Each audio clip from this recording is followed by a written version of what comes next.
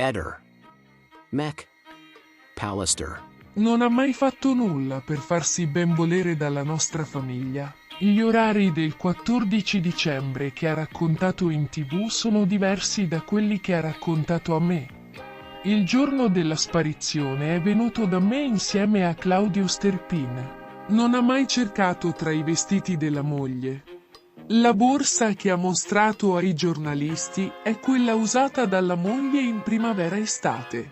Alla mia domanda sulla porta di casa ha detto: era accostata, normale. Questa non è una risposta valida.